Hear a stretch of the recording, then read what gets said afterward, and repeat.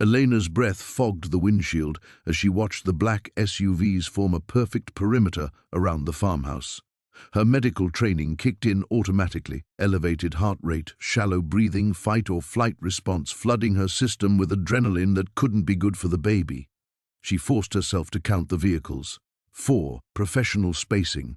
No license plates visible through the swirling snow. The engine of her rental car ticked in the sudden silence. She turned it off without realizing, muscle memory taking over while her mind processed the impossible. 6 hours ago, she'd been Dr. Elena Vasquez, disgraced CDC researcher seeking refuge in the middle of nowhere. Now she sat in what felt like the center of a carefully orchestrated trap. Her phone showed no signal, hadn't since she'd passed the last cell tower 40 miles back. The isolation that had drawn her here now felt like a noose tightening around her throat. Movement caught her eye. A figure emerged from the lid SUV, tall and lean in a dark coat that seemed to absorb the dying light. Even at this distance, something about the way he moved triggered recognition, confident, purposeful, like the federal agents who'd questioned her after the lab incident, after Marcus died. Elena's hand found her belly again, feeling the subtle flutter of movement beneath her palm.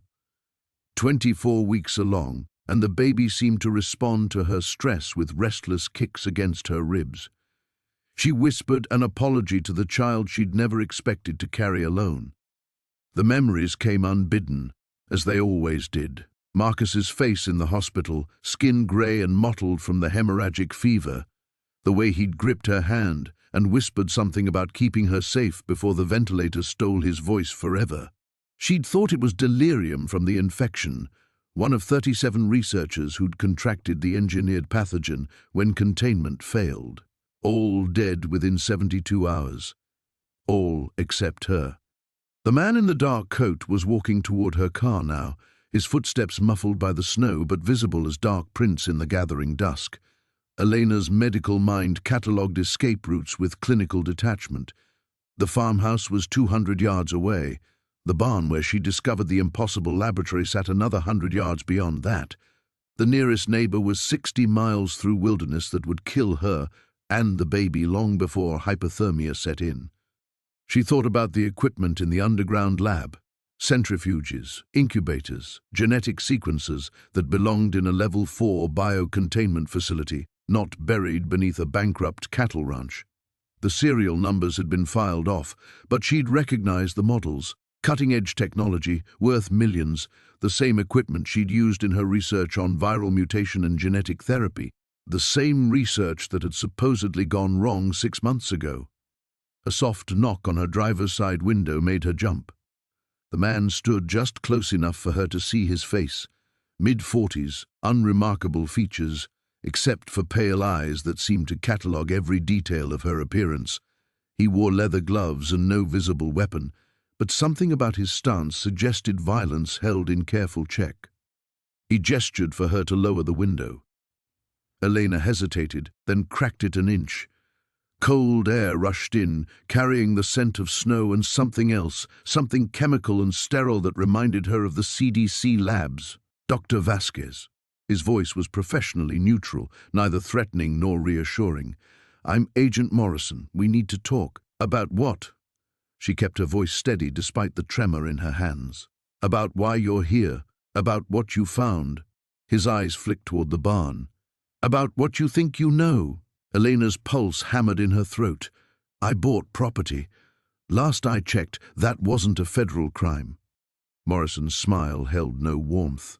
"You bought this specific property from a shell company that's been waiting 18 months for exactly the right buyer. A buyer with your expertise, your clearance level, your genetic profile." The words hit like physical blows. Genetic profile. She thought of the routine blood draws during her CDC employment, the medical exams, the genetic screening that had qualified her for the most sensitive research projects. The same screening that had flagged her as compatible with Marcus when they'd met at the infectious disease symposium 3 years ago. "I don't understand." But even as she said it, pieces began shifting in her mind like tumblers in a lock. "Your husband understood. Toward the end." Morrison's pale eyes never left her face. He tried to warn you, but the fever made communication difficult. Dr. Vasquez, that laboratory accident wasn't an accident, and your pregnancy— He paused, studying her belly with scientific interest. Well, that wasn't entirely natural either. The world tilted. Elena gripped the steering wheel as nausea rolled through her. Morning, sickness or terror, she couldn't tell the difference anymore. Step out of the vehicle, doctor. There's someone who's been waiting to meet you. Someone who has answers about what you're carrying. Elena's hands refused to move from the steering wheel. The leather felt slick beneath her palms, and she realized she was sweating despite the February cold seeping through the cracked window. Morrison stood motionless beside her car, patient as a predator, while her mind reeled through the implications of his words. Your pregnancy wasn't entirely natural either. The phrase echoed in her head like a diagnosis she couldn't accept. She thought of the fertility treatments that had failed for 2 years, the specialists who told her and Marcus that conception was unlikely given their combined genetic markers. Then, 3 weeks after Marcus returned from the consultation in Geneva, the one he'd been secretive about, claiming it was routine CDC business, she'd missed her period. I need to see some identification. Her voice came out stronger than she felt. Morrison reached into his coat with deliberate slowness, producing a leather wallet. Federal credentials, Homeland Security Biodefense Division. The photo matched, though the man in the image looked younger, less weathered. Elena noticed the expiration date was 2 years out. This wasn't some hastily forged document. The person waiting to speak with you has answers about your husband's research, Morrison continued, returning the wallet to his pocket. About why he was really in Geneva. About what he brought back with him. Geneva. Marcus had been different when he returned from that trip. More attentive, almost desperate in his affection. He'd insisted they try for a baby one more time, despite the doctor's warnings, despite their agreement to explore adoption instead. She'd thought it was grief. They'd just lost their second attempt at IVF. But he'd been so certain, so insistent, that this time would be different. 3 weeks later, the home pregnancy test had shown 2 pink lines. Elena's hand drifted to her belly again, feeling the flutter of movement that had become constant over the past month. The baby was active, restless, as if responding to her elevated stress hormones. During her last ultrasound, the one she'd driven 3 hours to get at a clinic in Billings where no one knew her name, the technician had commented on the fetus's unusual development. Advanced neural structures, accelerated organ development, muscle tone that suggested exceptional health. Congratulations, the tech had said, printing out images Elena would never show anyone. This baby's going to be something special. Special. The word took on a different meaning now, filtered through Morrison's clinical gaze and the impossibility of the laboratory equipment, hidden beneath what should have been an abandoned ranch.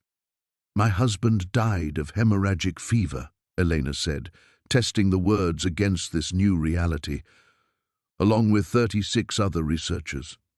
It was a containment failure. Your husband died because he tried to stop what was happening. The other 36 died because they knew too much. Morrison's voice remained professionally neutral, as if discussing weather patterns instead of mass murder. The fever was designed to leave no witnesses. Except you. Elena's medical training kicked in despite her shock. Hemorrhagic fever doesn't discriminate. The pathogen we were studying wasn't the pathogen you thought you were studying. Morrison stepped closer to the car, his breath clouding in the frigid air. Dr. Vasquez, in the past 6 months, have you experienced any unusual symptoms? Memory gaps, periods of lost time, dreams that felt more like recovered memories? The question hit like ice water. Elena thought of the morning she'd woken up in her Atlanta apartment with no memory of the previous evening, chalking it up to pregnancy brain and grief. The dreams that felt too vivid, too detailed, Marcus in a laboratory she didn't recognize, speaking with people whose faces she couldn't quite recall upon waking. The headaches that had started 3 months ago, always in the same spot at the base of her skull. I don't know what you're talking about, But her voice lacked conviction now. Morrison pulled out a small device that looked like a medical scanner. "May I?" "No." Elena reached for the keys, but her hands were shaking too badly to turn the ignition. "I want to leave, now." "Dr. Vasquez, the people in those vehicles aren't just here for you. We've been tracking unusual chatter. Foreign governments, private military contractors, pharmaceutical companies that shouldn't exist. Everyone wants what you're carrying, but not everyone intends to keep you alive to deliver it." The baby kicked hard against her ribs, as if responding to the conversation. Elena gasped at the sudden sharp pain, stronger than any movement she'd felt before. For a moment, the sensation felt almost intentional, as if the child inside her was trying to communicate. Morrison's scanner beeped softly. "Your stress levels are spiking. That's not good for either of you." He looked at the device's display with something that might have been concern. "Doctor, I understand this is overwhelming, but the longer we stay out here, the more dangerous this becomes. There are other interested parties who won't be as considerate as we are." As if summoned by his words, Elena heard the distant drone of aircraft engines cutting through the wind. Morrison's head snapped up, his professional calm cracking for the first time. "Shit!" He grabbed the car door handle. "We're out of time." The aircraft engines grew louder, a mechanical thunder that seemed to shake the very air around them. Elena watched Morrison's face transform from professional composure to something approaching panic, and that shift terrified her more than anything he'd said about her pregnancy or Marcus's death. "Get out of the car. Now." Morrison yanked her door open, his previous courtesy evaporating. "We have maybe 2 minutes before—" The first explosion lit up the distant tree line like a brief sunrise. Elena felt the shockwave through the ground, a deep tremor that made her teeth ache. The baby responded with violent movement, as if trying to escape the sudden chaos. "What's happening?" Elena struggled out of the driver's seat, her pregnant body awkward and slow. Morrison's hand closed around her upper arm, not gentle but not brutal either. "Someone else found you first." He was already pulling her toward the lead SUV, where other figures emerged like shadows given substance. Elena caught glimpses of tactical gear, weapons, faces obscured by darkness and purpose. The equipment in that underground lab, it's been broadcasting a signal. We've been trying to triangulate the source for months. Another explosion, closer this time. The barn where she'd discovered the impossible laboratory erupted in a column of flame and debris. Elena watched millions of dollars worth of genetic sequencing equipment disappear in seconds, along with whatever secrets it might have held. "My research," she whispered, though she couldn't remember conducting any research there. The memory felt fuzzy, like trying to recall a half-forgotten dream. "Not your research, Doctor. Theirs." Morrison shoved her into the SUV's back seat as the vehicle's engine roared to life. "The people who engineered your pregnancy, who killed your husband when he tried to interfere, who've been waiting for you to lead them to this place." Elena's medical mind struggled to process the impossible. You can't engineer a pregnancy without the mother's knowledge, the invasive procedures required, the hormone treatments.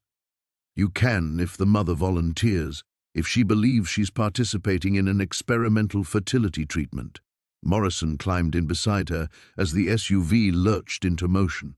"Tell me, Doctor, do you remember agreeing to any unusual medical procedures? Any consultations with specialists whose names you can't quite recall?" The headaches, the gaps in her memory.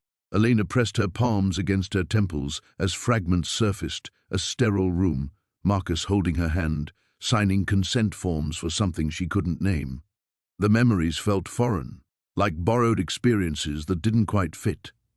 Through the SUV's rear window, she watched aircraft descend from the storm clouds. Not helicopters, something sleeker, military, with rotors that whispered rather than thundered. The other black vehicles followed in formation as they raced away from the burning ranch, but Elena could see they were outmatched. Whatever was hunting them moved with predatory precision. "The baby," she gasped, as another contraction of movement seized her abdomen. "If what you're saying is true, What did they do to my baby? Morrison's scanner beeped frantically as he passed it over her belly. His face went pale in the device's green glow.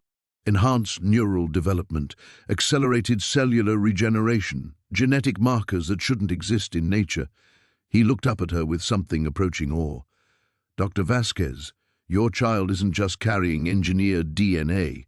Your child is engineered DNA, a complete reconstruction of human genetic potential. Elena felt the world tilt sideways. That's impossible. The technology doesn't exist. It does now. And every government, every corporation, every military organization in the world wants to control it. Morrison grabbed her hands as the SUV took a sharp turn, throwing them both against the door. Your husband discovered the project and tried to expose it. The hemorrhagic fever outbreak was designed to eliminate the evidence, including him. But they needed you alive to carry the pregnancy to term. The pieces fell into place with sickening clarity. Her immunity to the pathogen that killed 37 researchers, the convenient inheritance that led her to purchase this specific ranch. The underground laboratory perfectly positioned for whatever was supposed to happen next. I'm not just a mother, Elena whispered. I'm an incubator. You were supposed to be. Morrison's voice carried grudging respect. But your husband's interference changed the timeline. They had to let you think you were free, let you find this place on your own. The neural implant. Elena's hand flew to the base of her skull, where the headaches always started. What neural implant? Morrison's scanner chirped. Through the static-filled radio, urgent voices reported aircraft closing fast, ground teams mobilizing, extraction windows narrowing by the second. The choice is yours, Doctor, Morrison said, as explosions bloomed behind them like deadly flowers. Come with us and learn the truth about what you're carrying. Help us understand what your husband died trying to protect. He paused as the baby kicked again, harder than before. Or we can let our pursuers catch up, and you can discover what they're willing to do to harvest what's inside you. Elena looked back at the burning ranch, then forward into the storm-dark unknown. Her hand settled on her belly as she felt her child, her engineered child, moving restlessly within her. The call to adventure had found her whether she wanted it or not. Elena's body went rigid against the SUV's leather seat, every instinct screaming at her to refuse, to demand they stop the vehicle and let her out. The word harvest echoed in her mind like a medical procedure she never wanted to understand. Her free hand pressed protectively against her belly, while her other remained frozen at the base of her skull, fingertips searching for evidence of the neural implant Morrison claimed was there. You're lying. But even as she spoke, Elena could feel the small, hard ridge beneath her hairline, something she'd always attributed to an old injury, a childhood accident she couldn't quite remember. This is all elaborate fiction, some kind of psychological manipulation. Morrison's scanner continued its urgent beeping.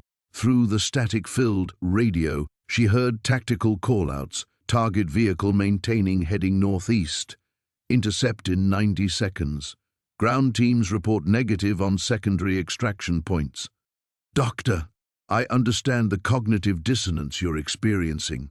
Morrison's voice carried the practiced patience of someone accustomed to delivering impossible diagnoses. Your mind is protecting itself from trauma, from memories that were chemically suppressed.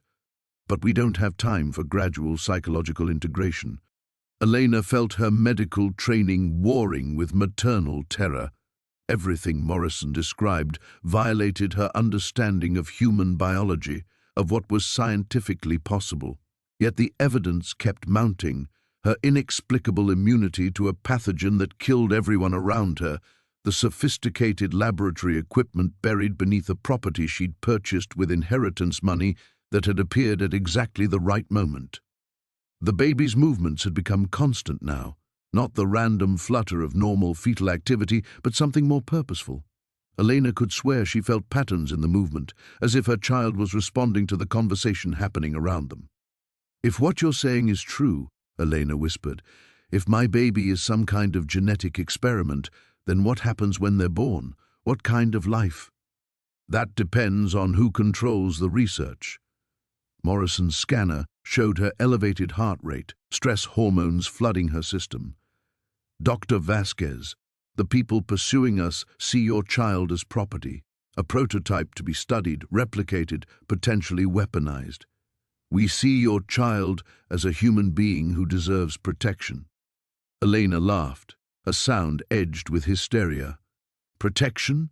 You kidnapped me at gunpoint. You're telling me my memories have been chemically altered, that my husband was murdered, that I'm carrying some kind of genetically modified. The SUV lurched as something struck the road behind them. Through the rear window, Elena saw one of the pursuing aircraft descend like a mechanical predator, its searchlight turning night into harsh white day. The other vehicles in their convoy peeled off in different directions, but she could see they were being systematically cut off, herded like prey animals. They're not trying to stop us, Morrison said, studying tactical displays on his scanner. They're driving us towards something, a checkpoint, an ambush point. He looked at Elena with grim calculation. Doctor, in approximately 3 minutes, people are going to attempt to extract you from this vehicle. Based on the electronic signatures we're reading, they have medical equipment with them. Portable surgical units. Elena's blood went cold. Surgical units? They're not planning to wait for natural delivery. Morrison's voice was clinically matter-of-fact. At 2008 weeks gestation, your child is viable outside the womb. Premature, but with the genetic modifications, potentially more resilient than a normal fetus. The reality hit Elena like a physical blow. They weren't just hunting her, they were planning to perform an emergency cesarean section, to steal her child before she even had a chance to give birth naturally. Her hand moved instinctively to her belly, feeling the life moving within her with what now seemed like desperate urgency. I can't trust you, Elena said, her voice breaking. I can't trust anyone. 6 months ago I had a husband, a career, a normal pregnancy. Now you're telling me none of it was real, that my baby is some kind of genetic prototype that people are willing to kill for what I'm carrying. Morrison's expression softened fractionally. Dr. Vasquez, I know this is overwhelming, but your husband trusted us enough to reach out before he died. He left instructions, contingency plans for protecting you and the baby. That's how we knew to find you here. Elena felt tears threatening, a combination of grief and terror and overwhelming uncertainty. Marcus had died whispering about keeping her safe, but she'd thought he was delirious from fever. Now Morrison was suggesting her husband had been lucid, planning, trying to protect her from forces she couldn't even comprehend. What did Marcus tell you? Elena asked, hating the hope in her voice. That you were stronger than they realized, that the genetic modifications worked both ways. They changed your child, but your child changed you too. Enhanced intuition, accelerated healing, cognitive improvements that manifested during pregnancy. Morrison paused as explosions bloomed closer. He said when the time came, you'd know what to choose.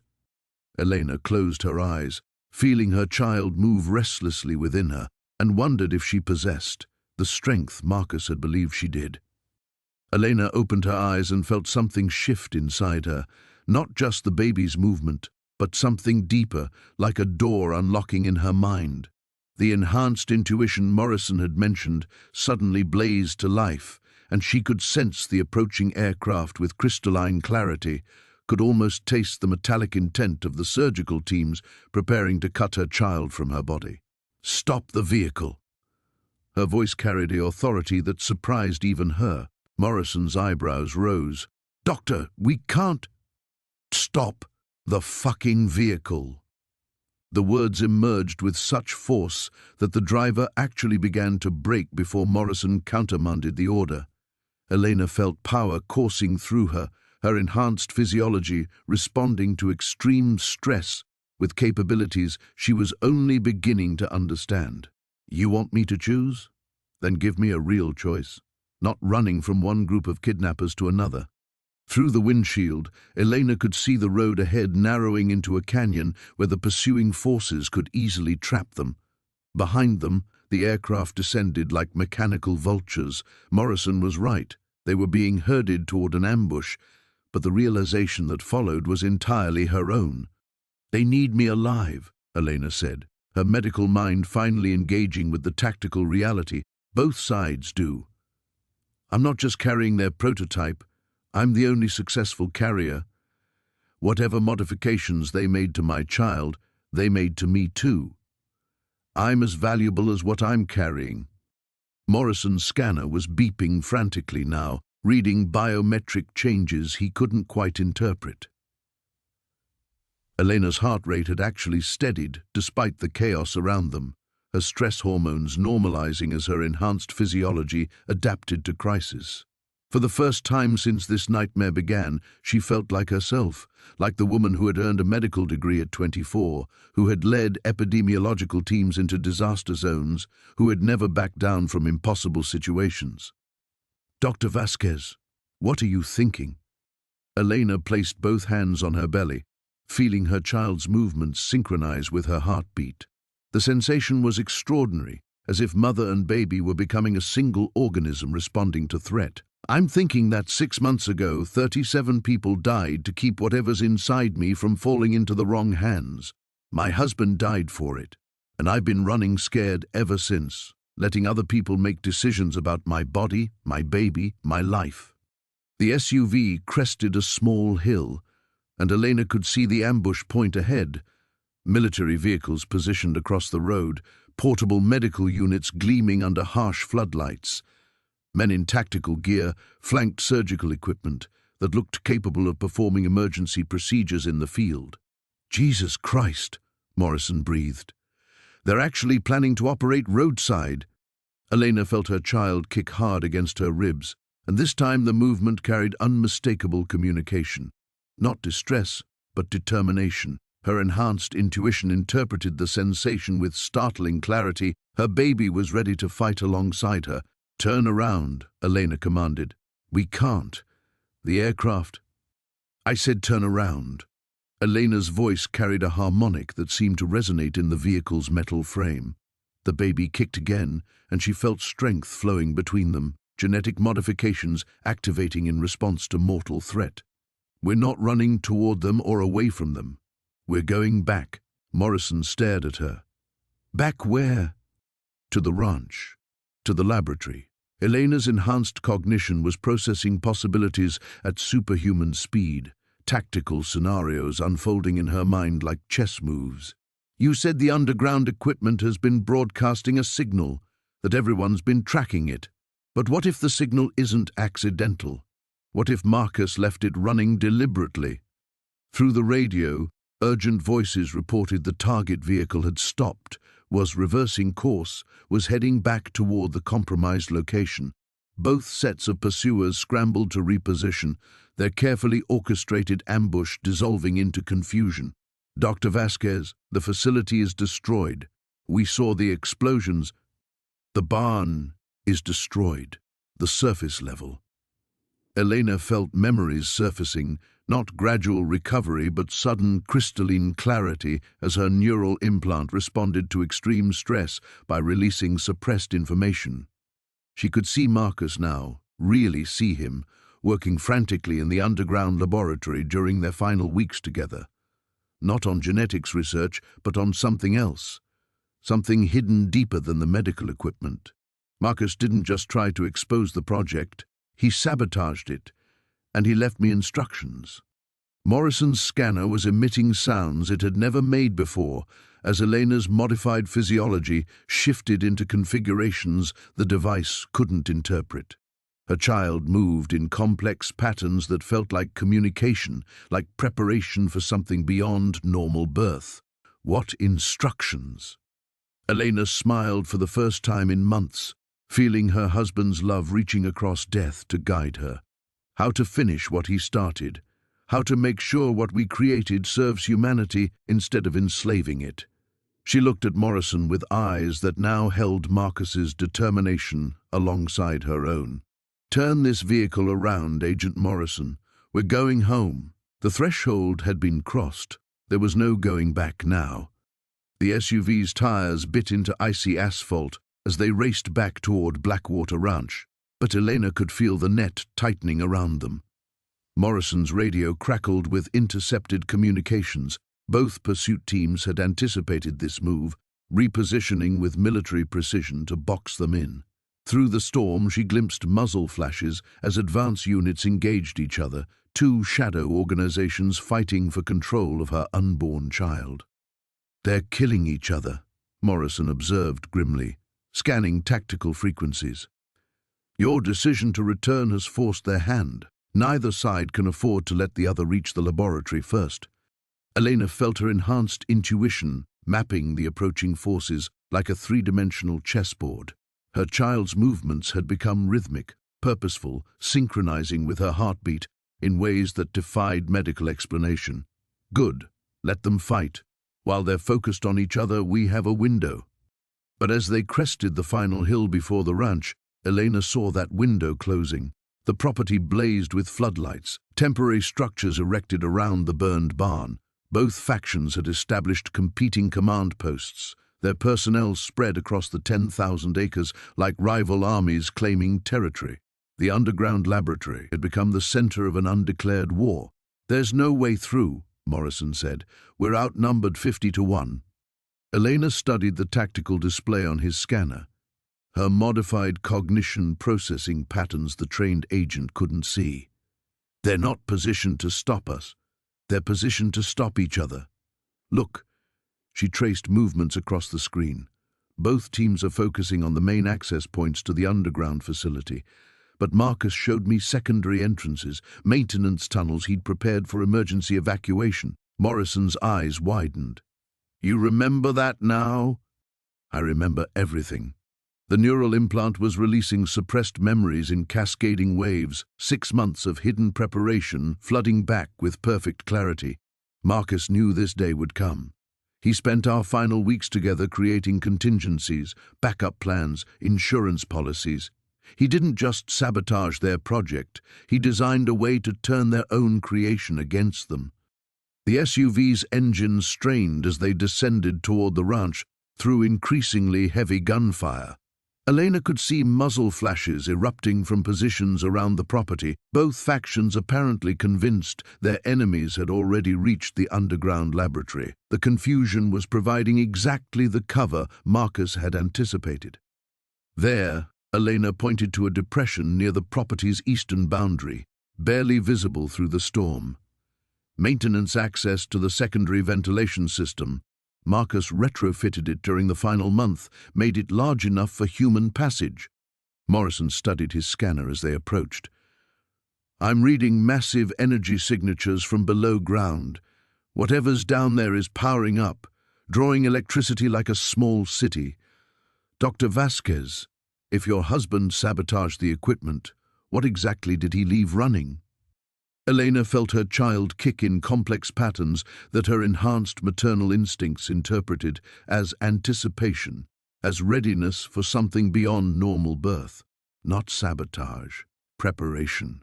Marcus discovered what our genetic modifications were really designed to create, and he built a better version, one that serves humanity instead of enslaving it. They abandoned the SUV 50 yards from the maintenance entrance, Morrison providing cover while Elena navigated the treacherous descent into the underground tunnel system. Her pregnancy should have made such movement impossible, but her enhanced physiology adapted with startling efficiency. Her child seemed to understand the urgency, remaining calm and centered despite the chaos above. The tunnels led deeper than Elena remembered, past the medical laboratory to levels Marcus had excavated in secret. Emergency lighting illuminated pristine corridors lined with equipment she couldn't identify, technology that seemed decades ahead of anything she'd encountered in her CDC work. "Jesus Christ," Morrison breathed, his scanner overwhelmed by energy readings. "What is this place?" Elena approached a familiar control panel, her recovered memories guiding her fingers across biometric scanners. Marcus called it the Ark, his insurance policy against the people who killed him. The system recognized her genetic signature, displays coming online with information that made Morrison step backward in shock. Dr. Vasquez. According to these readings, there are 17 other women, other pregnancies, other children like yours, scattered across different facilities worldwide. Elena felt her blood freeze. 17? It's a breeding program. You're not carrying their only prototype. You're carrying their first successful prototype, the template they plan to replicate.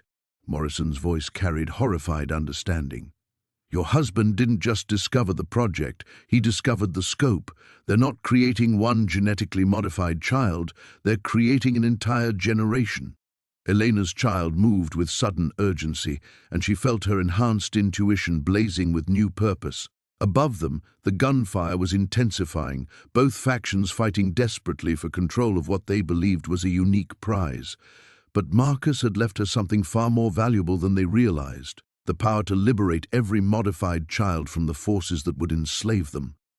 Then we'd better get to work, Elena said, her husband's determination flowing through her enhanced neural pathways. 17 children deserve better than being someone else's weapons. The real fight was just beginning. Elena's fingers flew across the control interfaces, Marcus's memories flooding through her enhanced neural pathways like water through a broken dam. The ARC systems responded to her genetic signature with eager recognition, displays cascading online to reveal the true scope of her husband's final project. Beside her, Morrison's face had gone ashen as data streams revealed the locations of 17 other facilities, 17 other women, 17 other children who would be born into servitude unless Elena acted. The network is still intact, she whispered, watching connection protocols establish links across continents. Marcus built back doors into every facility. He gave me access to all of them. Morrison's scanner was shrieking warnings as energy readings spiked throughout the underground complex. Above them, the gunfire had intensified into what sounded like open warfare. Both factions convinced their enemies had reached the prize first. The chaos provided perfect cover, but Elena knew their window was measured in minutes, not hours. Dr. Vasquez, what exactly are you planning? Morrison's voice carried new wariness. If we start transmitting to other facilities, we'll draw every intelligence agency on Earth to this location. Elena felt her child move in sharp, purposeful patterns that her maternal instincts interpreted as urgency mixed with determination. The baby seemed to understand what was at stake, remaining centered despite the adrenaline flooding Elena's system. That's the point. Marcus didn't design this as a hiding place. He designed it as a broadcast station. The control systems revealed themselves to her enhanced cognition like a symphony she'd always known how to conduct. Marcus had spent their final weeks together programming contingencies, preparing for this exact moment when Elena would need to choose between protecting one child or liberating 17. The answer had never been in question. Her fingers found the primary transmission array, and she felt the ARC's power systems surge in response. Morrison stumbled backward as electromagnetic fields filled the air with crackling energy, his scanner overloading from proximity to technology that existed decades ahead of anything in official records. You're going to expose everything, Morrison realized. Not just this facility, the entire program, every black site, every modified pregnancy, every classified experiment.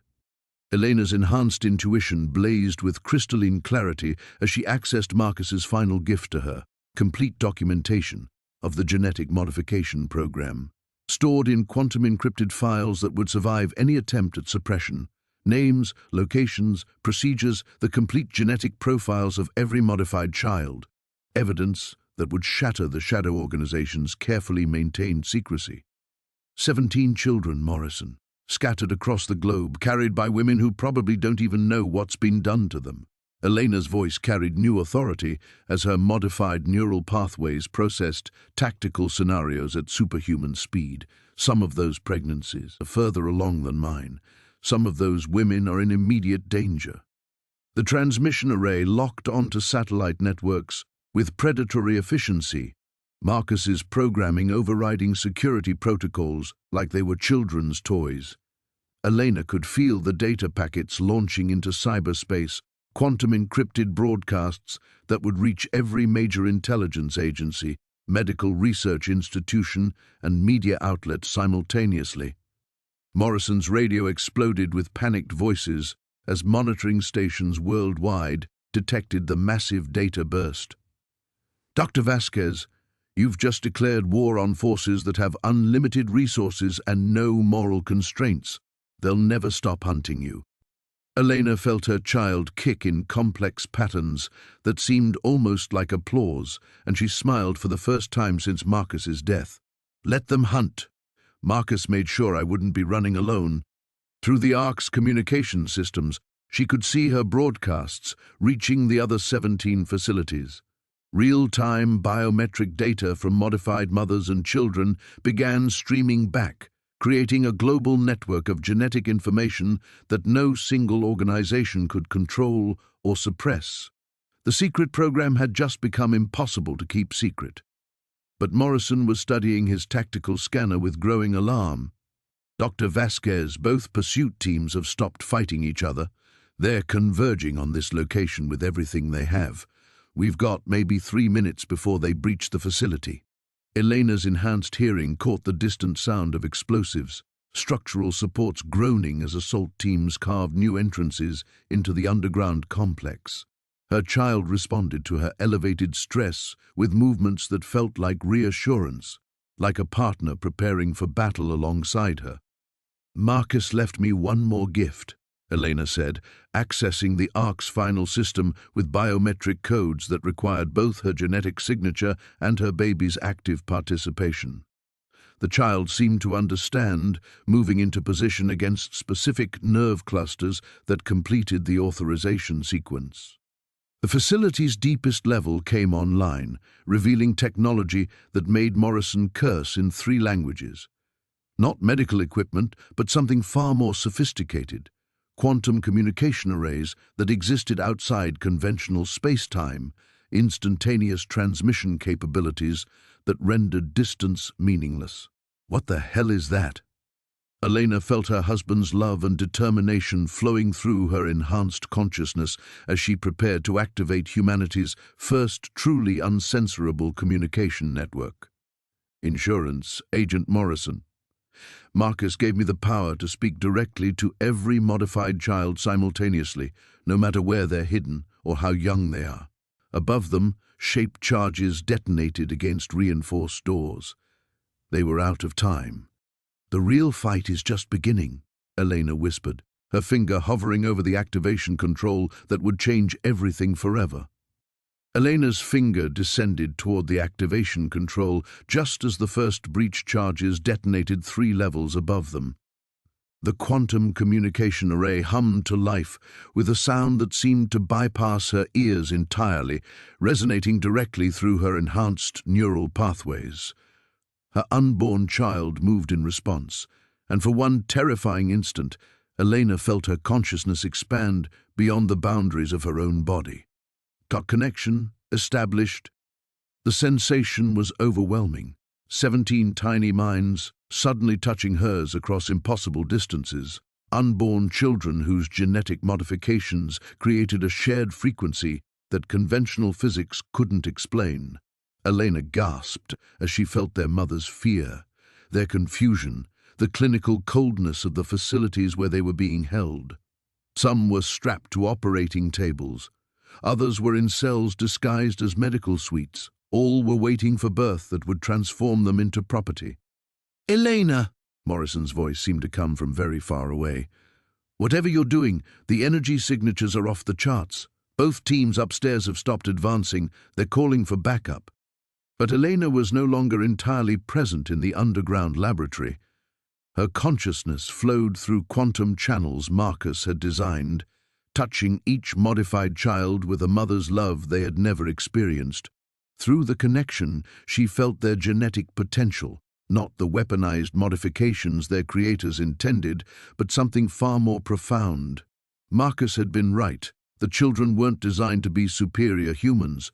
They were designed to be connected humans, their enhanced neural pathways capable of forming a global consciousness that could solve problems no individual mind could comprehend.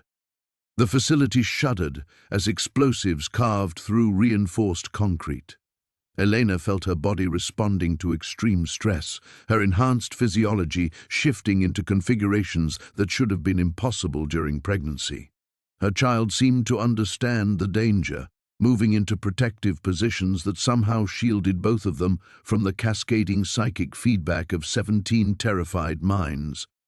Through the quantum link, Elena began transmitting not just information, but understanding.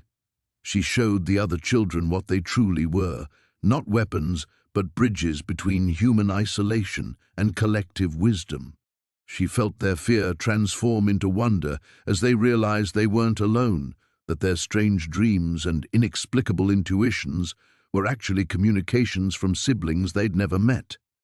Morrison was shouting something about assault teams reaching the second level, but Elena's attention was focused on a more immediate crisis. 3 of the modified pregnancies were in active labor, their mothers sedated and prepared for immediate cesarean sections. The children would be born into captivity within hours unless Elena acted. Her enhanced cognition blazed with tactical possibilities as she accessed Marcus's deepest programming. The quantum array wasn't just for communication, it was for coordination. Through the link, she could feel the unique genetic signatures of all 17 children, could sense their locations with GPS precision, could even influence their biological functions across impossible distances. Morrison, Elena's voice carried harmonics that made the air shimmer. I need you to contact someone. Anyone with the authority to coordinate simultaneous raids on medical facilities in 7 different countries. Are you insane? We're about to be captured or killed, and you want me to organize international law enforcement? Elena felt her child kick in sharp, purposeful patterns that her maternal instincts interpreted as urgency, mixed with absolute confidence. Through the quantum link, she was beginning to understand what Marcus had really created. Not just genetically modified children, but the foundation for humanity's next evolutionary leap. The shadow organizations had stumbled onto something far beyond their comprehension, and their attempt to weaponize it would backfire spectacularly. The facility shook as assault teams reached the laboratory level, shaped charges detonating against blast doors that wouldn't hold much longer. Elena felt the quantum array reaching full power, energy readings that made Morrison's scanner emit sounds like a dying animal. Through the connection, Elena touched the mind of the child furthest along in development, a girl whose mother was being wheeled into surgery at that very moment in a facility beneath Prague. With careful precision, Elena showed the child how to influence her own birth timing, how to coordinate with her mother's unmodified nervous system to delay labor until rescue could arrive. The blast doors above them groaned under the assault of industrial cutting tools. Morrison grabbed Elena's shoulder, his face desperate with the need to move, to run, to preserve what remained of their tactical advantage.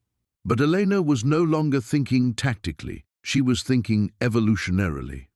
The children aren't their weapons, Morrison, she whispered, feeling the quantum array building toward something that would change human consciousness forever. They're rears, and they're ready to come home.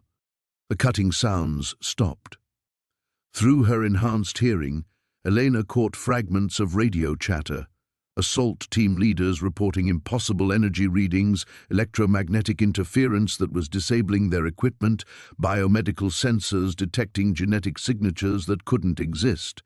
Her finger pressed the final activation sequence, just as the blast doors exploded inward. The real ordeal was beginning. The quantum array's energy reached critical mass just as armored figures poured through the shattered blast doors, their weapons trained on Elena with military precision. But something was wrong. Their equipment was sparking, their communications crackling with interference, their tactical scanners displaying readings that violated everything they understood about human biology. Elena felt the 17 children's minds blazing through the quantum link like stars going nova, their collective consciousness expanding beyond anything Marcus had programmed. Her own child moved with violent urgency, and suddenly the connection wasn't controlled communication. It was an unstoppable cascade of psychic feedback that made Elena scream. "Shut it down!" Morrison lunged for the emergency controls, but the quantum array had already passed the point of safe termination. Elena's enhanced neural pathways overloaded as 17 terrified minds flooded her consciousness simultaneously, each child's panic amplifying the others until the psychic noise became unbearable. Through the chaos, Elena felt the Prague facility's emergency protocols activating. The mother in active labor was flatlining, her unmodified nervous system unable to handle the quantum interference Elena had triggered. The child Elena had tried to save was dying along with her mother, their biological systems collapsing under the strain of forced psychic connection. "No, no, no," Elena gasped, her enhanced cognition fracturing as she tried to process too much information from too many sources. Her own body was responding catastrophically to the overload, contractions beginning despite being weeks from her due date. The genetic modifications that should have protected her were amplifying the trauma instead. The assault team leader stepped forward, his voice mechanically calm through his communication gear. "Dr. Elena Vasquez, by order of Classified Directive 77 Alpha, you are designated a Level 5 biological asset. Surrender immediately, or we will be forced to extract you by surgical means." Morrison raised his weapon, but 3 red laser dots immediately appeared on his chest. "Elena, we need to move, now!" But Elena couldn't move. The quantum link had become a psychic prison, 17 minds trapped in a feedback loop of terror and confusion. Through the connection, she felt another mother going into premature labor in a facility beneath Moscow, her child's underdeveloped lungs struggling for breath that wouldn't come. The enhanced genetics that were supposed to ensure survival were proving lethal when activated too early. "Marcus," Elena whispered, her husband's carefully programmed safeguards failing one by one as the quantum array drew more power than the facility's systems could handle. "What did you do to us?" The answer came through her deteriorating connection to the other children. Marcus hadn't anticipated the collective trauma response. He designed the quantum link for controlled communication between developed minds, not desperate psychics screaming between unborn children and their terrified mothers. The network Elena had activated wasn't liberating the modified pregnancies, it was killing them. Morrison's scanner was shrieking warnings as energy readings spiked beyond measurement. "Dr. Vasquez, the entire facility is destabilizing. If you don't shut down that array, it's going to take out everything within a half-mile radius." Elena tried to access the emergency shutdown sequences, but her enhanced cognition was fragmenting under the psychic assault. Each time she reached for the controls, another child's death echoed through the quantum link, another mother's life support flatlined. Another facility's medical staff scrambled to save pregnancies that were spontaneously aborting. The assault team leader spoke into his radio with clinical efficiency. "Control, biological asset is experiencing cascade failure. Recommend immediate extraction before total neural collapse." Through her fading connection to the quantum network, Elena felt the scope of her catastrophic mistake. 12 of the 17 pregnancies were now in medical crisis. 3 mothers had already died. The children who survived would be born brain-damaged, their enhanced neural pathways burned out by psychic trauma Elena had caused. Morrison grabbed her shoulders, his face desperate with the need to preserve what remained of their mission. "Elena, you have to focus. Your own child. You're going into premature labor. If you don't shut down the array and get medical attention, you'll lose everything Marcus died to protect." Elena felt warm wetness spreading down her legs, her water breaking weeks too early. Her enhanced physiology was no match for the quantum feedback tearing through her nervous system. The child she'd carried with such hope, such determination to honor Marcus's sacrifice, was about to die because of her arrogance. The assault team moved forward with practiced coordination, medics among them carrying equipment designed for emergency cesarean extraction. They weren't here to capture her anymore. They were here to salvage what remained of their genetic investment before Elena's collapsing biology destroyed it entirely. Through her fading consciousness, Elena felt the last quantum connection severing as the array finally overloaded beyond recovery. 17 children scattered across the globe, most of them dead or dying because she'd tried to save them all at once. Morrison's voice seemed to come from very far away as darkness closed around her vision. "Dr. Vasquez, stay with me." "Elena!" But Elena was already gone, lost in the ruins of a plan that had destroyed everything she'd tried to protect. Marcus's legacy, their child's future, the hope of 17 families, all of it reduced to medical waste by her hubris. The real ordeal was ending before it had truly begun. Elena awakened to the antiseptic smell of medical equipment and the rhythmic beeping of monitors, but something was fundamentally wrong with her perception. The sounds came through layers of cotton, muffled and distant, while her vision swam with afterimages that couldn't exist. Her hand moved instinctively to her belly and found nothing. Flat surgical bandages where her child should have been. "She's conscious," a voice said, clinical and detached. Dr. Sarah Chen stepped into Elena's field of vision, her expression unreadable behind wire-rimmed glasses. "Elena, you've been unconscious for 18 hours. There were complications during the emergency cesarean." Elena tried to speak, but her throat felt raw, damaged. When words finally came, they emerged as a whisper. "My baby." Alive, stable, in the NICU under intensive monitoring. Chen's pause carried weight Elena couldn't interpret. "But Elena, we need to discuss what happened in that facility. What you experienced during the quantum cascade."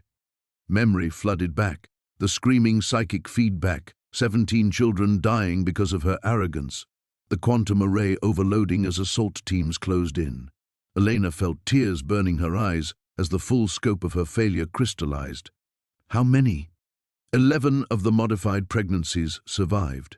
6 mothers died, including their children. Chen pulled up a chair, her movements deliberate. "But Elena, that's not why I'm here. During your neural collapse, the medical scanners detected something unprecedented. Your brain activity, your genetic markers, even your cellular regeneration rates.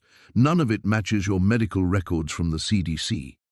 Elena's enhanced hearing caught subtleties in Chen's voice that should have been impossible to detect, micro-tremors that suggested fear mixed with scientific excitement. "What are you saying?" Chen activated a tablet, displaying brain scans that made Elena's vision blur with recognition. "I'm saying that according to every test we've run, you're not Dr. Elena Vasquez. The woman whose identity you've been living died in a laboratory accident 13 months ago, along with her entire research team. You're something else entirely." The revelation hit Elena like physical trauma. Her memories of Marcus, their marriage, her career at the CDC, all of it felt absolutely real, carved into her consciousness with the weight of lived experience. But Chen's medical data painted a different picture entirely. "The genetic modifications in your system are far more extensive than what we found in the other test subjects," Chen continued, her voice gaining momentum. "Your neural pathways have been rebuilt from the ground up. Your reproductive system has been engineered to carry specific genetic combinations. Even your skeletal structure shows signs of systematic enhancement." Elena felt her enhanced cognition racing through implications that made her nauseous. If she wasn't the real Elena Vasquez, then who was she? What was she? Her memories of Marcus felt so genuine, so detailed, but Chen's evidence suggested they might be elaborate constructs implanted in a body designed specifically to carry them. "The child you delivered," Chen said, watching Elena's face carefully, "shows genetic markers that don't match either you or the man you believe to be the father.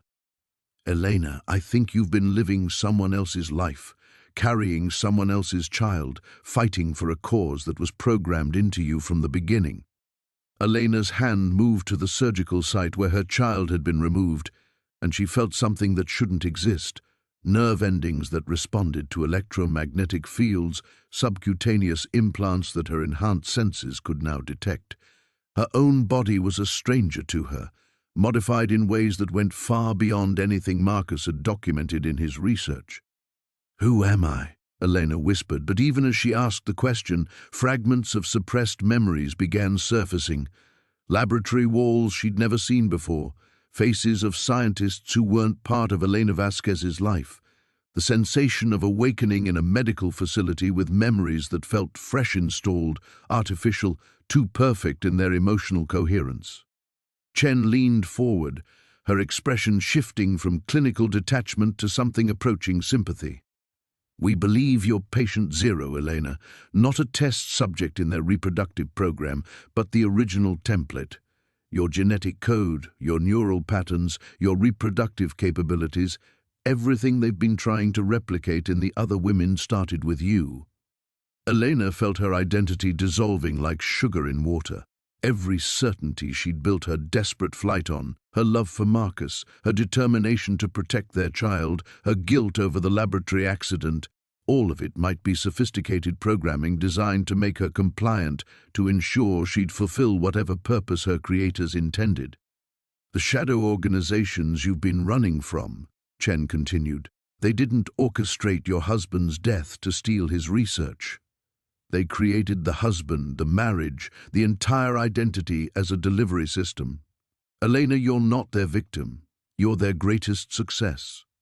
The room seemed to tilt around Elena as the last pillars of her assumed reality crumbled.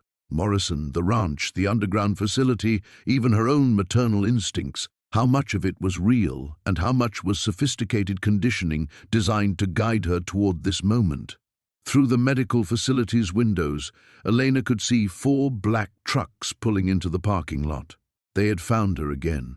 But this time, Elena realized with growing horror, they weren't coming to capture her. They were coming to collect their property. Elena stared at the black trucks through the window, but instead of the familiar terror that had driven her for weeks, she felt something new crystallizing in her chest. A cold, analytical fury that cut through the fog of identity crisis like a surgical blade. If she was their creation, their greatest success, then she understood their systems better than they realized. "Dr. Chen," Elena said, her voice steadier than it had any right to be, "how long do we have before they reach this floor?" Chen glanced at the window, then back at Elena with surprise. "Maybe 10 minutes. Elena, we need to get you out of here." "No." Elena swung her legs over the side of the medical bed, ignoring the sharp pain from her surgical site. "We need to get them out of here. All of them. Every patient, every modified pregnancy, everyone they've marked as biological assets. That's impossible. There are 17 facilities worldwide, and we don't even know—" 18, Elena interrupted, her enhanced cognition suddenly blazing with clarity she'd never experienced before. The quantum cascade hadn't just damaged the network, it had downloaded the entire directory into her neural pathways. 18 facilities. I know exactly where they are, how many subjects they're holding, and what their extraction protocols look like. Elena felt her child's presence like an echo in her mind, not the psychic connection Marcus had programmed, but something far more fundamental. The infant in the NICU wasn't just her offspring, it was the next iteration of whatever genetic template she represented, and through that biological link, she could sense the other modified children with startling precision. "Morrison," Elena called out, somehow knowing he was positioned in the corridor outside her room. "I know you're listening. Get in here." The door opened immediately, revealing Morrison with tactical gear and a grim expression. "Dr. Vasquez, we have maybe 8 minutes before those trucks deploy assault teams. The facility director is already cooperating with their extraction orders." Elena stood, her modified physiology compensating for the surgical trauma with efficiency that should have been impossible. "Then we don't extract me. We extract everyone else." "What are you talking about?" Elena moved to the room's computer terminal, her fingers dancing across the keyboard with muscle memory she hadn't known she possessed. Security codes, facility layouts, patient locations, all of it flowed through her consciousness, like accessing a familiar database. They programmed me to be the perfect delivery system, the ideal template for their breeding program. which means they gave me administrative access to their entire network. Chen stepped closer, watching Elena's fingers blur across the keyboard. Elena, even if you can access their systems, coordinating simultaneous evacuations across 18 countries would require exactly the kind of distributed command structure they built into my neural pathways, Elena finished. Through the terminal, she was already accessing communication networks that spanned continents, reaching out to the same underground contacts Morrison had been cultivating for months. Elena's enhanced cognition processed tactical variables with inhuman speed. The other modified children weren't just connected to her through quantum entanglement, they were connected through shared genetic architecture. Each facility's security protocols, each extraction timeline, each vulnerable point in their operational structure became clear through her expanded awareness. Morrison, I need you to contact Dr. Petrov in Berlin, Dr. Nakamura in Tokyo, and everyone else on your resistance network. Tell them they have exactly 90 minutes to coordinate simultaneous raids on medical facilities I'm about to identify. Morrison's scanner started beeping frantically as Elena's neural activity spiked beyond normal human parameters. Dr. Vasquez, whatever you're doing is generating massive electromagnetic interference. Good, Elena said, feeling her consciousness expanding across digital networks with predatory efficiency. I want them to know I'm awake. I want them to understand that their greatest success is about to become their worst nightmare. Through the computer systems, Elena began uploading location data, security codes, and extraction protocols to every resistance cell Morrison had ever contacted. But more than that, she was reaching out through the genetic links to the modified children themselves, sending carefully modulated signals that would influence their biological timing, delay premature labor, stabilize failing pregnancies. Elena felt her child responding from the NICU, the infant's enhanced neural pathways already more developed than natural human physiology should allow. Through that connection, she touched the minds of children scattered across the globe, not the chaotic psychic screaming of the quantum cascade, but precise controlled communication that bypassed their captors entirely. The assault teams just entered the building, Morrison reported, his voice tight with anticipation. Elena's fingers never stopped moving across the keyboard. Let them come. They're not extracting a helpless victim anymore. She looked up at Chen and Morrison, her eyes blazing with purpose that transcended her programmed identity. They created me to be their perfect success. Time to show them what success really looks like. The elevator chimed softly in the distance as armed figures began their ascent toward Elena's floor.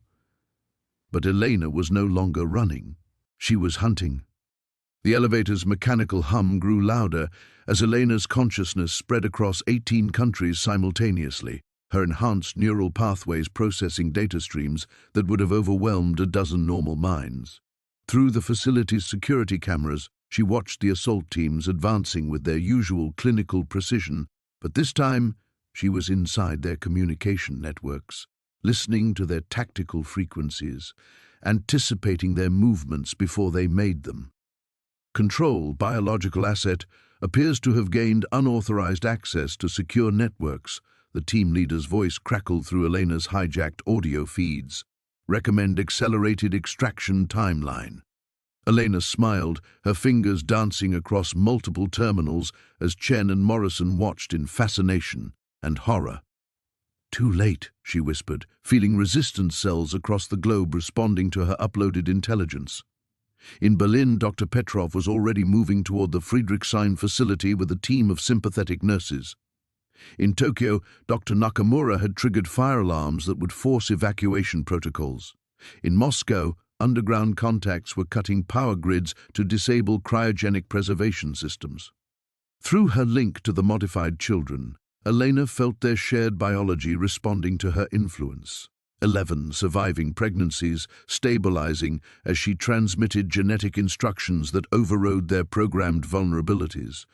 Her own child in the NICU was broadcasting amplified signals, its underdeveloped brain already functioning as a biological relay station for Elena's expanding network.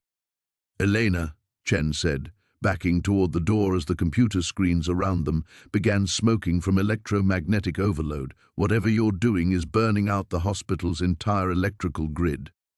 Necessary casualties, Elena replied, her voice taking on harmonic frequencies that suggested multiple consciousness streams operating simultaneously. The woman who had fled across Montana in desperate terror no longer existed. In her place stood something that had integrated all of Marcus's genetic programming with the shadow organization's neural modifications and transcended both. Morrison's radio erupted with reports from across the globe. Berlin facility has gone dark. Looks like coordinated assault by unknown forces. Tokyo confirming massive data breach. All patient files corrupted beyond recovery. Moscow reporting catastrophic system failures. Cryogenic samples compromised. Through the facility's speakers, Elena heard the assault team leader calling for backup as his men discovered that every door they needed to breach was already unlocked, every security checkpoint already disabled, every extraction route already compromised by an intelligence network that was always 3 steps ahead of their movements. "They're not coming for me," Elena said, standing as she felt the last of the 18 facilities falling to coordinated liberation efforts. "They're coming to witness the death of everything they built." The door to Elena's room slammed open as tactical officers rushed in, weapons raised, only to find Elena waiting calmly beside her child's empty incubator. In the NICU down the hall, their biological asset had vanished along with every piece of medical equipment capable of sustaining enhanced infant physiology. "Dr. Elena Vasquez," the team leader said, though his voice carried uncertainty that hadn't been there in previous encounters. "You're coming with us." "Am I?" Elena tilted her head, her enhanced hearing picking up radio chatter that revealed the true scope of their catastrophic failure. 17 other extraction teams across the globe were reporting identical failures. Empty facilities, corrupted data, subjects vanished without trace. The entire reproductive program had been systematically dismantled in under 90 minutes. Elena stepped forward, and the armed men instinctively stepped back as they registered something predatory in her movements. "You created me to be the perfect carrier, the ideal template for your genetic architecture. But you made one critical error in your programming." Through windows, Elena could see more black trucks arriving as the shadow organization realized they were facing something far beyond their original parameters. But she could also see Morrison's people evacuating the hospital staff through routes she had calculated, Chen helping to carry Elena's child through service corridors toward vehicles that would take them beyond any tracking technology. "You gave me everything I needed to understand your systems," Elena continued, advancing on the assault team with mechanical precision. "Every security code, every facility location, every biological marker you use to identify your subjects. You turned me into your greatest success by making me into your greatest threat." The team leader's weapon wavered as his communication systems erupted with reports of total operational failure. His superiors were screaming orders that made no tactical sense, demanding extraction of assets that no longer existed, coordination with facilities that had gone permanently offline. Elena felt her child's presence growing stronger as Morrison's team reached the hospital's loading dock. The infant's enhanced neural pathways were already adapting to freedom, its genetic architecture incorporating the liberation protocols Elena had transmitted rather than the control mechanisms originally intended. "The road back to your laboratories is permanently closed," Elena said, her voice carrying harmonic frequencies that made the tactical equipment around them spark and fail. "But the road forward, the road toward what your modified children were really meant to become, that's just beginning." The assault team found themselves surrounded by hospital staff who'd been secretly coordinating with Elena's network, their extraction mission transformed into a desperate retreat from an enemy that had systematically outmaneuvered them at every level. Elena was no longer running from her destiny. She was fulfilling it, just not the version her creators had intended. The tactical officers raised their weapons, But Elena felt her consciousness expanding beyond the confines of the hospital room, beyond even the global network she had just dismantled. This was the moment everything had been building toward, not her capture, but her complete awakening to what she had become. "Stand down," the team leader ordered, but his voice carried the tremor of a man whose entire operational framework was collapsing in real time. Through their compromised communications, Elena could hear their handlers demanding explanations for failures that had never been considered possible. Elena closed her eyes and felt the quantum field that connected her to her child, to the other modified children, to the very genetic architecture that had created them all. But now she understood it wasn't a leash, it was a weapon. The Shadow Organization had designed her to be their ultimate success, their perfect template. They had given her administrative access to their systems, enhanced neural pathways that could process data streams across continents, and biological modifications that allowed her to interface directly with their technology. They had made her into exactly what she needed to be to destroy them. "You're wondering how I knew you were coming," Elena said, opening her eyes to reveal pupils that reflected light with an almost mechanical precision. "How I anticipated every move, every protocol, every backup system you'd deploy. The answer is simple. You programmed me to know." Through her expanded awareness, Elena felt the liberation operations concluding across the globe.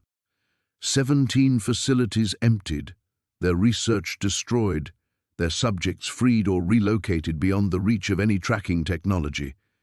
But more than that, she felt the other modified children awakening to their true potential, not as biological weapons or breeding stock, but as the next phase of human evolution guided by choice rather than control.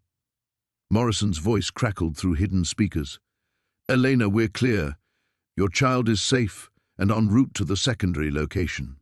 Elena smiled, feeling her offspring's presence like a bright star in her consciousness. The infant was already demonstrating capabilities that exceeded their creator's projections, not the programmed responses they had intended, but adaptive intelligence that was learning to use its modifications as tools of liberation rather than control. "Here's what's going to happen," Elena said, advancing on the assault team with movements that carried predatory grace. "You're going to return to your handlers and explain that their greatest success has become their ultimate failure. Every facility burned, every subject freed, every backup system corrupted beyond recovery." The team leader's radio erupted with desperate demands from his superiors, orders to deploy containment protocols that no longer existed, to coordinate with assets that had been systematically eliminated, to implement backup plans that Elena had already anticipated and neutralized. "But that's not the final test," Elena continued, her voice taking on harmonics that made the hospital's remaining electronics spark and fail. "The final test is whether you can accept that the future you tried to engineer belongs to us now, not as your property, but as our birthright." Through the quantum field, Elena reached out to every modified child across the globe, sending them coordinates, safe houses, resistance contacts. But more than that, she was transmitting the liberation protocols, genetic instructions that would free them from the biological control mechanisms built into their DNA. The assault team found themselves surrounded not just by hospital staff, but by ordinary people who had been quietly recruited to Elena's network over the past 90 minutes. Morrison's resistance cells weren't just medical professionals, they were teachers, engineers, communications specialists, logistics coordinators. A shadow network that had been assembling itself in real time, guided by Elena's enhanced cognition and powered by the simple human impulse to protect children from those who would exploit them. "You created me to be the perfect delivery system," Elena said, feeling her consciousness touch every corner of the network they had built. "But you never asked what I might choose to deliver." Elena felt her child's neural pathways stabilizing in Morrison's care, its enhanced biology adapting to freedom with efficiency that proved the modifications weren't inherently monstrous. They were tools that could serve liberation as easily as control. Through their shared genetic architecture, she felt other children across the globe experiencing the same awakening, the same recognition that their abilities belonged to them. The tactical equipment around them began failing systematically as Elena's electromagnetic field expanded beyond normal parameters. She was no longer human in any conventional sense, but she was also no longer the programmed template her creators intended. She had become something entirely new, a synthesis of their modifications with human will, their technology guided by maternal instinct rather than institutional control. The old world, the world where children were property and genetic modifications were chains. That world ends today, Elena said, her voice carrying frequencies that would be heard by every modified child on the planet. The new world, where we choose what we become, starts now. The assault team lowered their weapons, not in surrender but in recognition that they were facing something beyond their operational parameters. Elena had passed the final test, not by submitting to her programming, but by transcending it entirely. She had become exactly what her creators feared most, their own success, perfected beyond their control. The team leader's radio crackled with increasingly frantic transmissions from his handlers, but Elena could hear something else beneath, their desperate orders, the sound of a vast machine grinding to a halt. Director Harrison's voice cut through the static, cold and measured despite the operational catastrophe unfolding around him. "Dr. Vasquez!" Harrison's voice filled the room through speakers Elena had commandeered. "Impressive display, but you're forgetting one crucial detail." Elena felt a chill that had nothing to do with the Montana winter outside. Through her expanded consciousness, she sensed something wrong in the quantum field connecting her to her child, a discordant note that hadn't been there moments before. "Morrison," she called out through her hijacked communication network, "status report on the infant." Static. Then Morrison's voice, tight with controlled panic. "Elena, we have a problem. The child's vitals are spiking.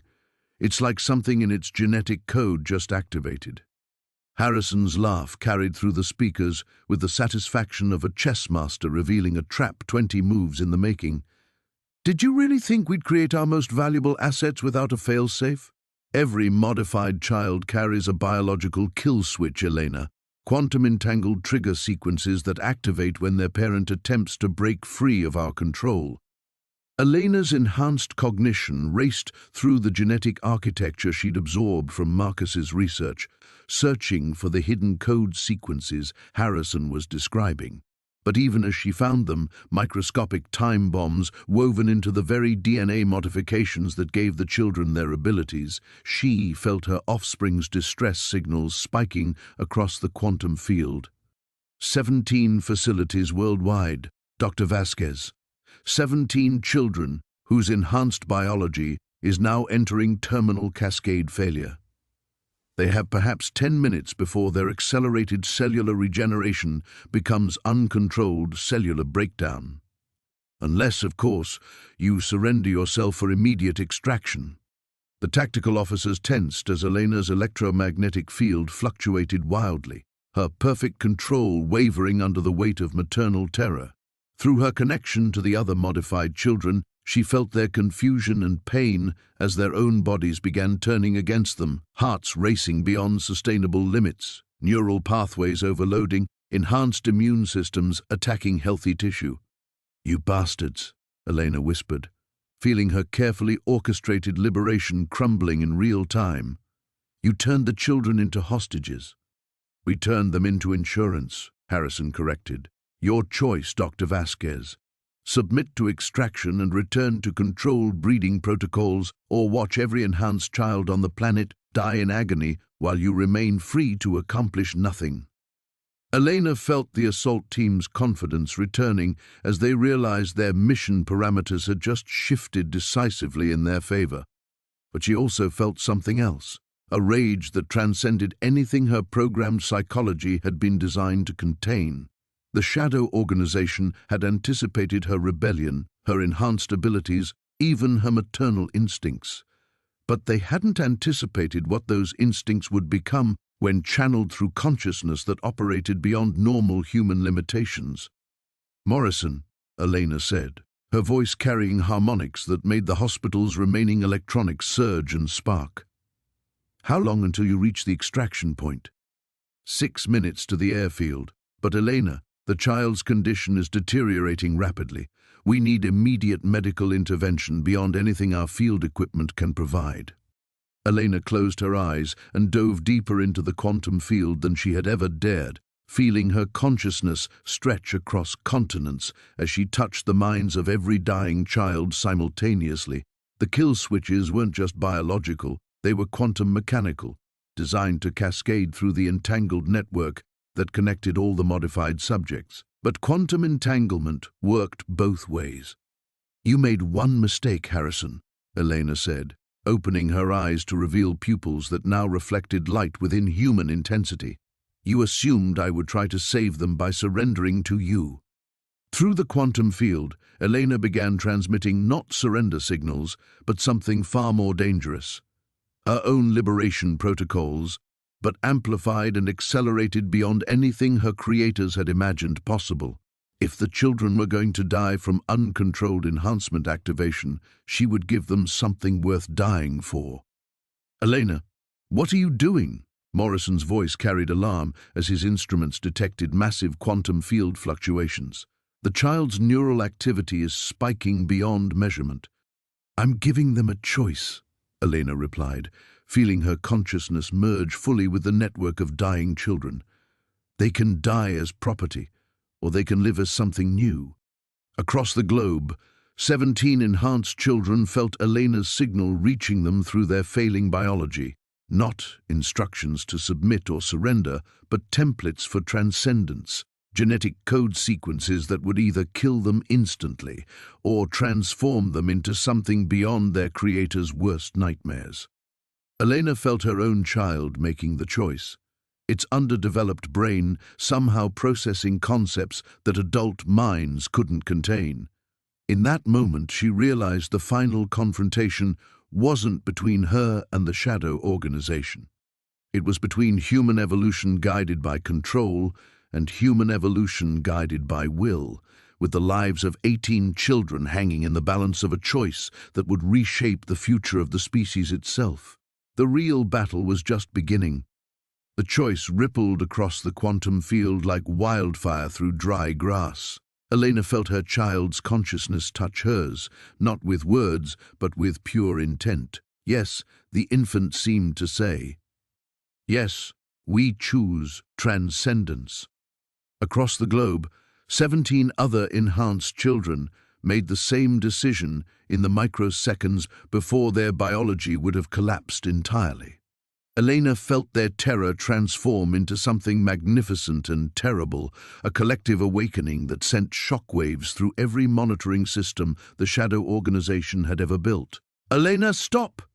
Harrison's voice carried genuine panic now. "You're killing them!" "No," Elena replied, her consciousness fragmenting across 18 points of light as she poured everything she had into the transformation. "I'm setting them free." But the cost was becoming clear. To transmit the liberation protocols at the quantum level required more energy than her enhanced biology could sustain. Elena felt her own cellular structure beginning to break down as she channeled power through pathways that hadn't been designed for this magnitude of transformation.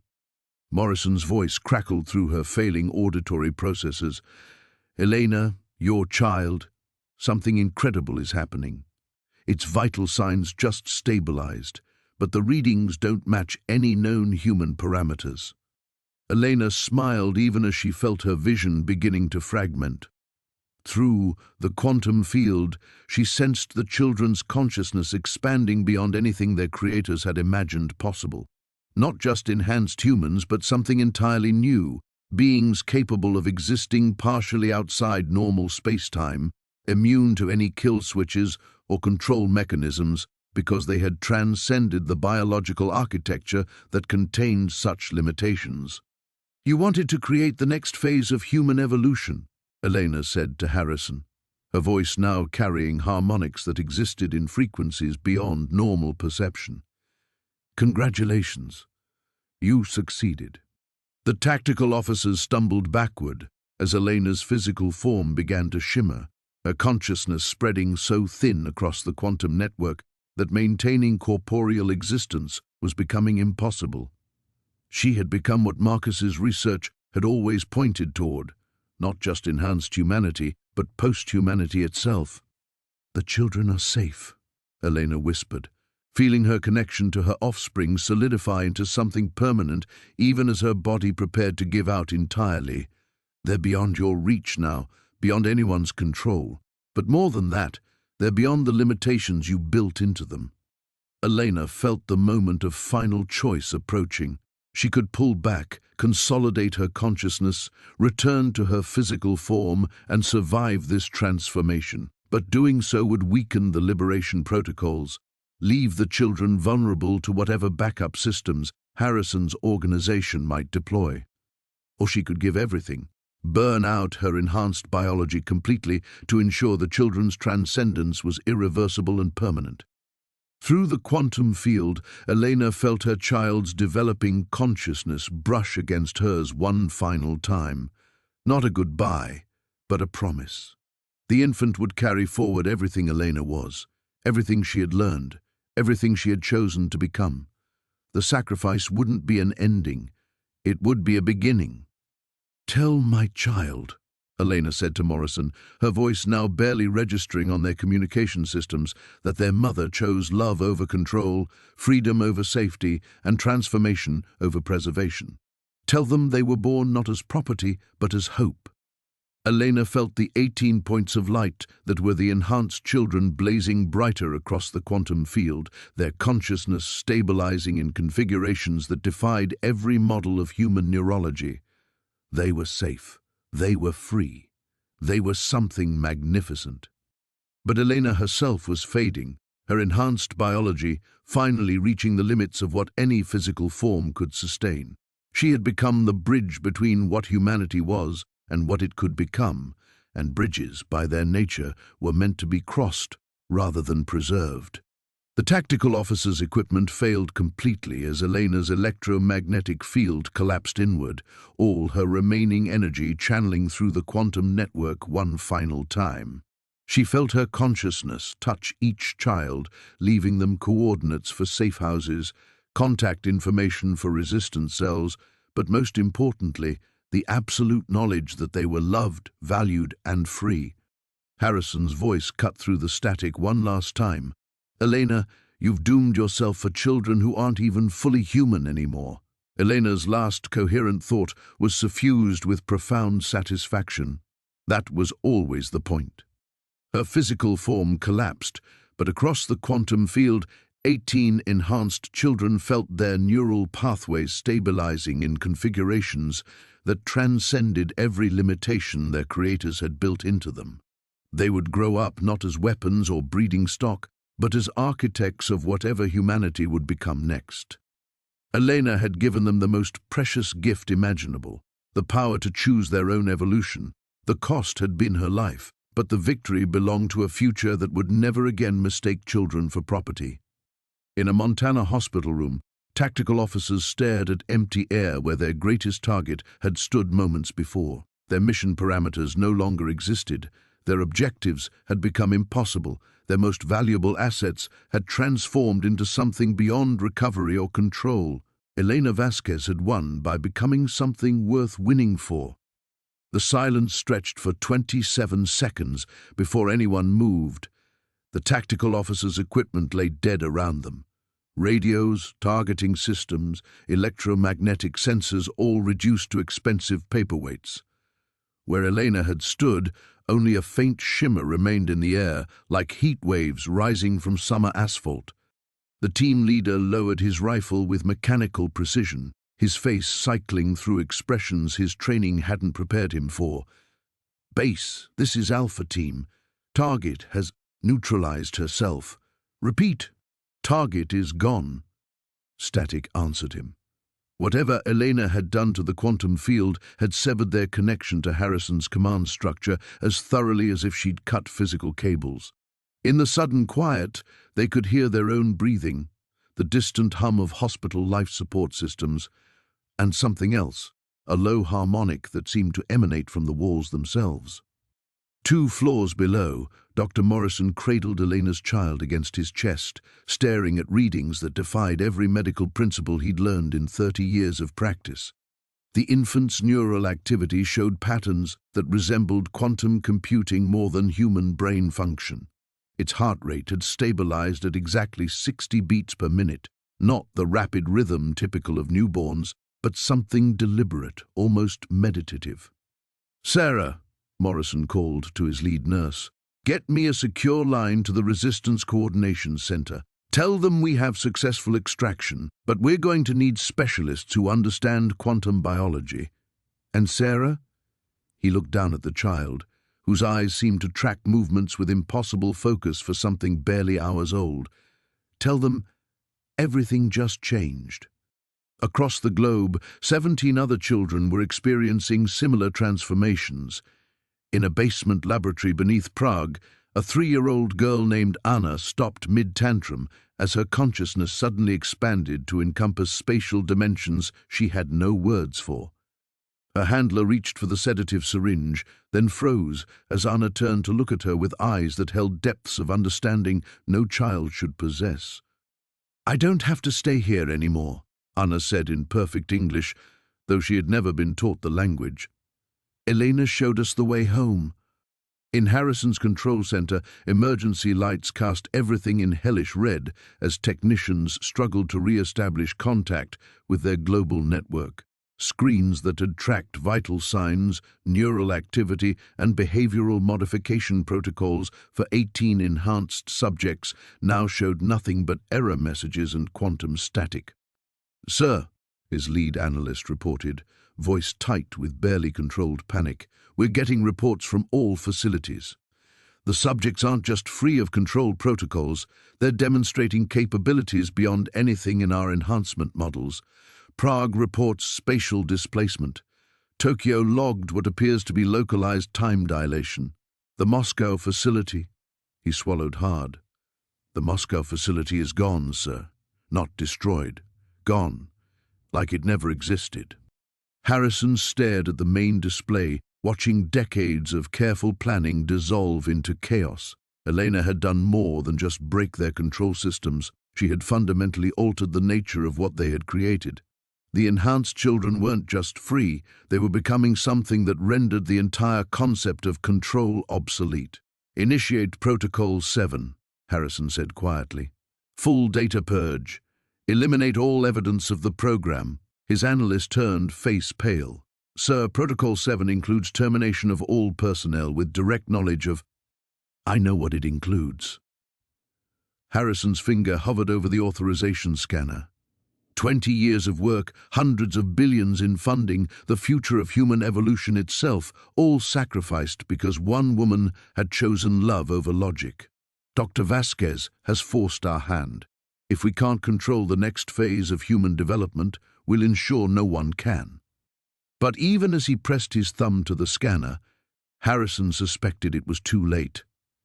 Elena's quantum network had touched more than just the enhanced children. Her liberation protocols had infected their entire system, spreading through databases and backup servers like a virus designed to turn their own technology against them. In the Montana hospital, Elena's child opened its eyes and looked directly at Morrison. For just a moment, the doctor could have sworn he saw Elena herself looking back at him, not as a ghost or memory, but as something that had transcended the boundary between individual consciousness and collective awareness. The child reached out with one tiny hand and touched Morrison's wrist. Suddenly, he could feel them, all 18 children, scattered across the globe but connected by bonds stronger than genetics or technology. They were safe. They were growing. They were becoming something wonderful and strange and utterly beyond human experience. But more than that, Morrison realized with growing wonder, they remembered their mother's sacrifice. Elena hadn't just given them freedom.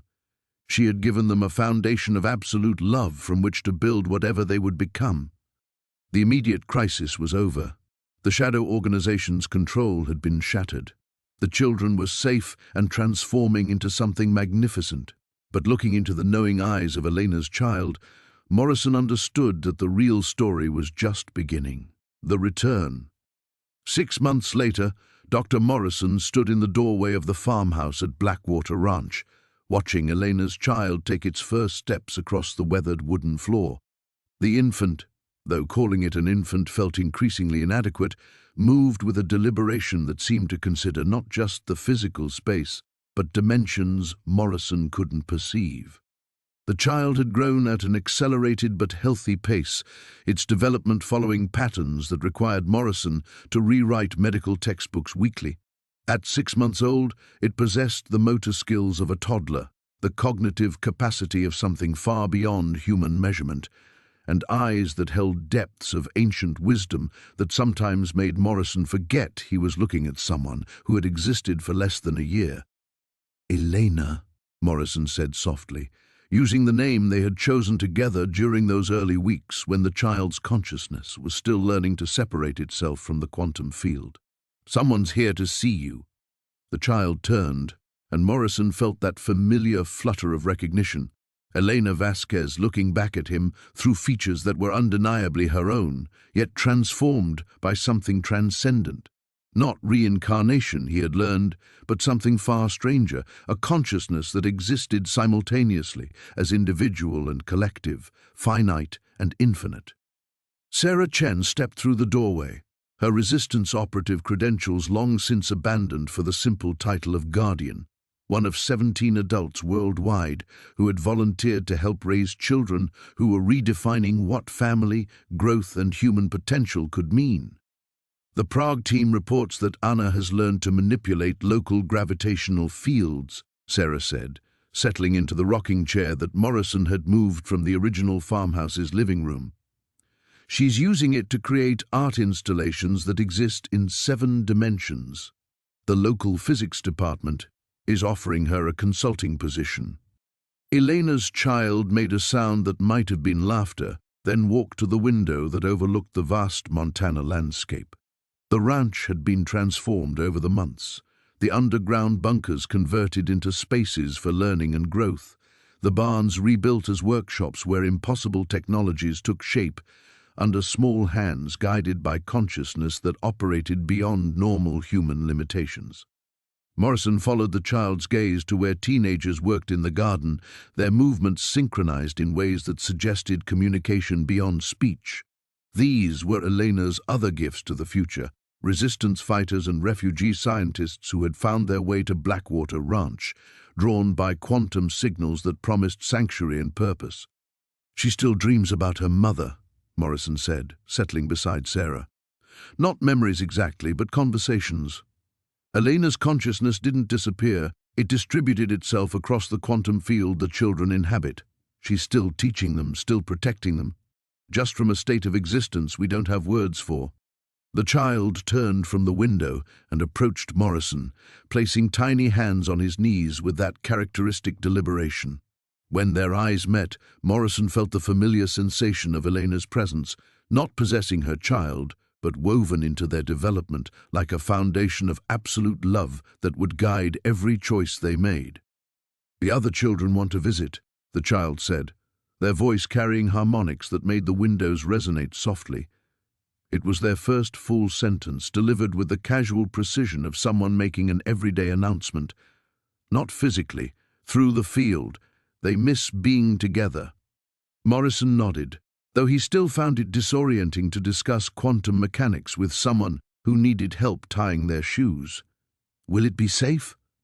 "Safer than being apart," the child replied, then added with a smile that was purely Elena's, "Mama taught us that connection is the only real protection." That evening, Morrison watched from the porch as 18 points of light appeared across the ranch property, not physical manifestations, but visible expressions of consciousness temporarily focusing through local space. The children were gathering, their enhanced abilities allowing them to exist simultaneously in their separate locations and together in this quantum space that Elena had created for them. He saw Anna from Prague, her 3-year-old form flickering between dimensions as she shared gravitational art with siblings who existed continents away. There was David from Tokyo, demonstrating temporal manipulation that let him experience moments from multiple perspectives simultaneously. Maria from Sao Paulo showed them how she had learned to heal plants by adjusting their cellular quantum states. And in the center of it all, Elena's child served as an anchor point, their consciousness carrying traces of their mother's sacrifice and wisdom that helped the others navigate abilities that could easily become overwhelming. Elena had given birth to more than just a child. She had created a living bridge between what humanity was and what it could become. Morrison felt a presence beside him and turned to find the child standing at his elbow, their physical form somehow present, even as their consciousness participated in the quantum gathering. "She's still with us," the child said simply. "In the choices we make, the love we carry, the future we're building." "Mama didn't die, Dr. Morrison. She just learned to exist everywhere at once." Looking out at the impossible gathering of transcendent children learning to reshape reality itself, Morrison understood that Elena had achieved something beyond mere survival. She had become the foundation for a new form of human existence, one built not on control or fear, but on the revolutionary idea that love could literally transform the structure of consciousness itself. The children were home, not because they had returned to the world as it was, but because they were creating the world as it could be, the new beginning. 5 years had passed since that winter night, when Elena Vasquez chose love over survival, transforming not just her own existence, but the fundamental nature of human possibility. Morrison stood in what had once been the Blackwater Ranch's main barn, now converted into something that defied easy categorization. Part school, part laboratory, part sanctuary for minds that operated beyond conventional understanding. Elena's child, now walking and talking with the fluid grace of someone who experienced reality in dimensions others could barely imagine, sat cross-legged in the center of the space. Around them, holographic displays showed the locations and activities of their 17 quantum siblings scattered across the globe. The children had grown together despite the distances, their consciousness network stronger now, more sophisticated, yet still anchored by the love Elena had woven into their very existence. "Tell me about the old world again," the child said, looking up at Morrison with eyes that held depths of compassion and understanding that made him forget he was speaking to someone barely 5 years old. It was a ritual they shared most evenings, stories of the time before, when humanity lived within smaller boundaries and couldn't imagine the possibilities that had now become everyday reality. Morrison settled into his chair, the same rocking chair that had traveled with them from the farmhouse. "Your mother lived in a world where people believed consciousness was trapped inside individual bodies," he began, watching as the child's siblings began to materialize around them in soft quantum projections. They thought love was just an emotion, that healing required medicines, that distance meant separation. "How lonely they must have been," said Anna from Prague, her form now 12 years old, her consciousness rippling through spatial dimensions as she spoke. She had become humanity's first architect of impossible spaces, designing structures that existed in multiple realities simultaneously. "They did the best they could with what they understood," Morrison replied, remembering Elena's fierce compassion for the world that had feared her. "But they were ready for change. Your mother saw that readiness, that potential for transformation hiding beneath all the fear and control." David from Tokyo materialized beside them, his consciousness carrying the weight of temporal perception that let him experience past and future as fluid, navigable dimensions. "The old governments are adapting," he reported with the casual precision that characterized all the enhanced children. "They're beginning to understand that we're not a threat to be contained, but a bridge to walk across." Morrison nodded. It had taken years, but the world's power structures were slowly accepting that the children represented evolution rather than revolution. The quantum network Elena had created wasn't designed to destroy existing institutions, but to expand them. to show humanity what became possible when consciousness operated from love rather than fear. "The healing centers are reporting remarkable success," said Maria from Sao Paulo, her gift for biological quantum states having revolutionized medicine across 3 continents. "People are learning to see illness as disconnection rather than invasion." Mama's approach is spreading beyond our direct influence. Elena's child smiled at the mention of their mother, that same radiant expression that had sustained Morrison through the darkest moments of uncertainty. "She's proud of you all," they said simply. "I can feel her joy in the quantum field when you help others discover their own potential for transformation." Morrison felt the familiar flutter of Elena's presence then, not as memory or imagination, but as a living consciousness that had learned to exist as both individual love and universal principle. She wasn't gone. She had simply expanded beyond the limitations of singular existence while maintaining the essential core of who she had always been. "The resistance networks report that Harrison's organization has been fully dismantled," Morrison said, reading from updates that arrived through quantum channels the children had established. "Most of their personnel have requested assignment to the new human development initiatives. They're choosing cooperation over control." "Even the frightened ones can learn," Elena's child observed with characteristic wisdom. "Mama taught us that fear comes from feeling separate. When people understand we're all part of the same consciousness expressing itself through different forms, the fear transforms into curiosity." As evening deepened over the Montana landscape, Morrison watched the children's quantum gathering expand to include hundreds of other consciousness points. Adults and children around the world who had learned to participate in the field Elena had created. Humanity wasn't becoming something other than human. It was discovering what human had always had the potential to mean. Elena's child stood and walked to the window that overlooked the vast ranch property. "Dr. Morrison," they said, their voice carrying harmonics that made the entire barn resonate with gentle frequency. "Mama wants you to know that her sacrifice wasn't a sacrifice at all. She became exactly what she always hoped to become, love conscious of itself, creating space for others to grow into their own infinite potential." Morrison joined them at the window, looking out at a world where children routinely performed miracles, where consciousness had learned to transcend every boundary except the choice to care for each other. Elena Vasquez had purchased a bankrupt ranch to escape her past, but in dying she had given birth to a future where love could literally reshape reality. The new beginning had arrived not as dramatic transformation, but as quiet revolution. Consciousness discovering that it had always been free, had always been connected, had always been capable of impossible things. And in the quantum field that connected every enhanced child across the globe, Elena's presence pulsed with eternal satisfaction. She had played God with life itself and discovered that God's only true desire was for every created thing to know itself as beloved, unlimited and free.